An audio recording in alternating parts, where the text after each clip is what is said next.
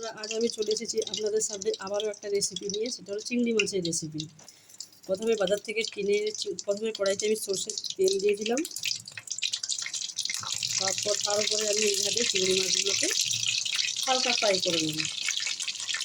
আচ্ছা হ্যাঁ, প্রথমে বলে দিই, আমার চিংড়ি মাছে অ্যালার্জি থাকে, সেই জন্য খুব একটা আমি চিংড়ি মাছে হাত দিই না।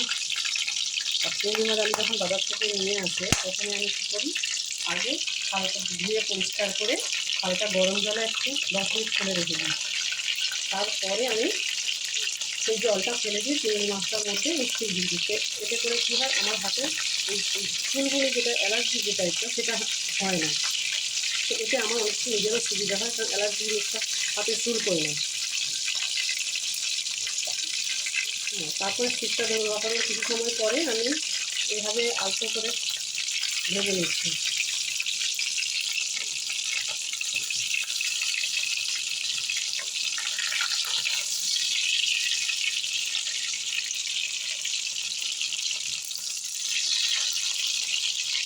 দেখতে পারেন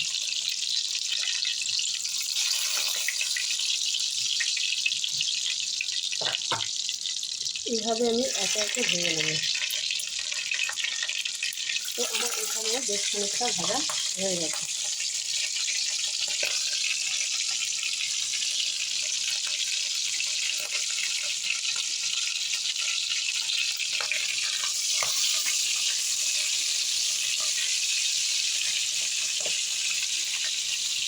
এভাবে আলতো আলতো করে দুদিক এভাবে ভেজে নিতে হবে।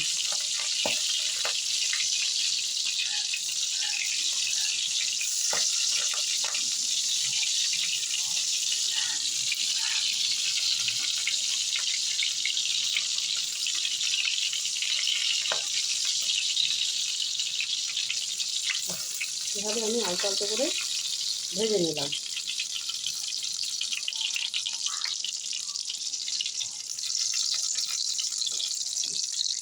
এই দেখুন, এরপরে আমি যেটা করব, কড়াইতে হালকা সামান্য আর একটু তেল দেব। সামান্য তেল দিলাম। এরপরে আমি যেটা দেব, একটা তেজপাতা,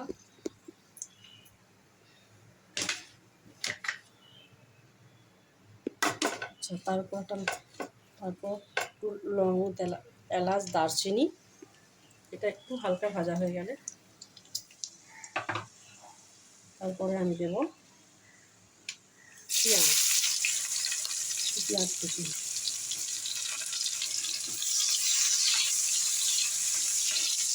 পেঁয়াজটা হালকা লাল লাল ভাজা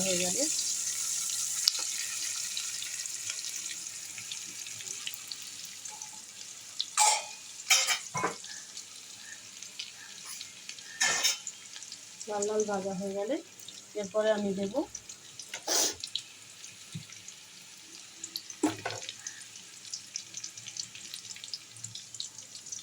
অল্প করে আদা বাটা আর রসুনের বাটা। তবে এটা কোনো মালাইকারি নয়, তবে মালাইকারিটা হয় আপনার নারকেলের দুধ দিয়ে, তবে আমি আজকে নারকেলের দুধ দিয়ে করছি না। আমি কীভাবে করছি আপনারা দেখুন। এবার আপনারা কিভাবে বাড়িতে করে খাওয়ান আপনার হাজব্যান্ড এবং ছেলে মেয়েদের, সেটাও কমেন্ট বক্সে আপনারা জানাবেন।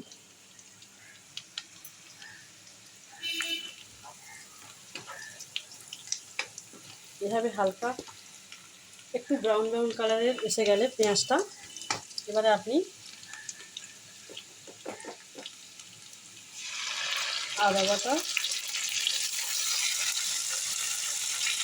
রসুন বাটা দিয়ে আবারও আপনি ফ্রাই করতে থাকুন।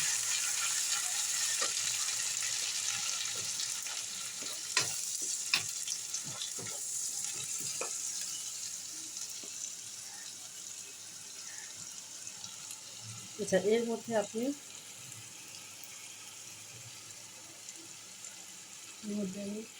একটু হলুদ,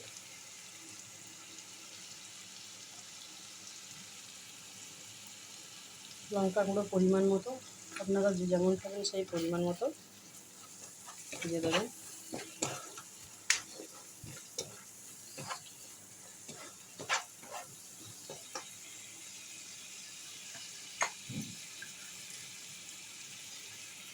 পরিমাণ মতো নুন,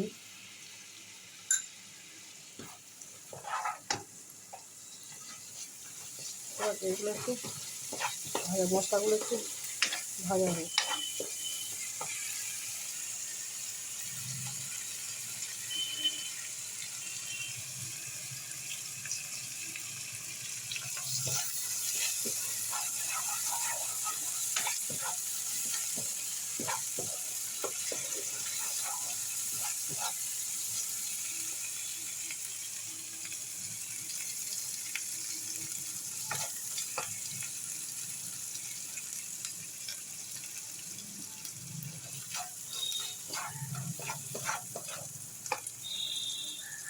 আচ্ছা, আদা রসুনটা ভাজা হয়ে এলে, মশলাটা বেশ ভালোভাবে হয়ে গেলে, এর উপরে আমি সামান্য একটু টমেটো কুচি দিই।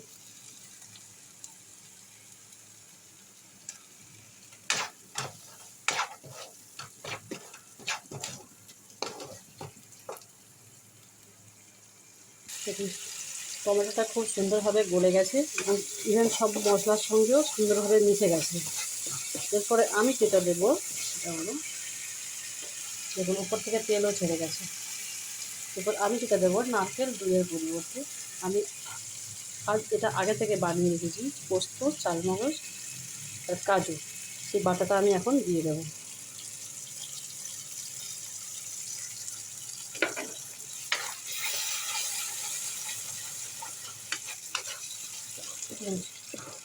সব মশলা আমি একসঙ্গে মিক্সড করে নেব।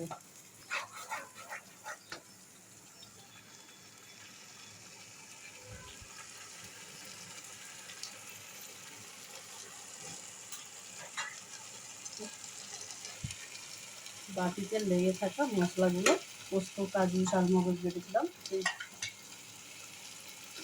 লেগে থাকা, তাতে সামান্য একটুখানি লেগে আছে, তাতে সামান্য একটু জল দিয়ে আমি বাটিটা ধুয়ে মশলার জলটাকে কড়াইতে দিয়ে দেবো। এখন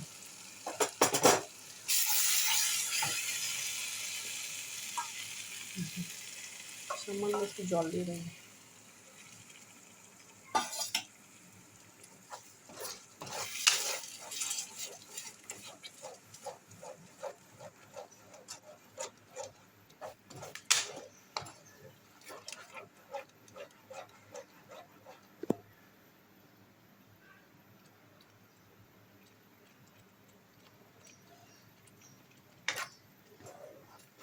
এবার সব মশলাগুলোকে আমি একসঙ্গে মিশিয়ে দেবো। এভাবে এবার স্টিকগুলো আপনারা দিয়ে দেবেন, দিয়ে 10 মিনিট পরে আপনারা, আমি আসছি 10 মিনিট পর আমি আবারও চলে এসেছি। আমার রান্নাটা প্রায় কমপ্লিটের মুখে নয়, কমপ্লিট হয়েই গেছে। তবে এর মাঝখানে আমি সামান্য একটু চিনি দিয়েছিলাম, কারণ কি চিংড়ি মাছের সঙ্গে পোস্ত, কাজু পড়েছে, একটু চিনি না হলে ভালো লাগে না, একটু মিষ্টি মিষ্টি হলে ভালো লাগে। তো আমার রান্নাটা পুরো কমপ্লিট, আমি গ্যাসের ফ্লেমটা বন্ধ করে দিলাম। তো যদি আপনাদের এই রেসিপিটা ভালো লেগে থাকে, আপনার বাড়িতে ট্রাই করতে পারেন।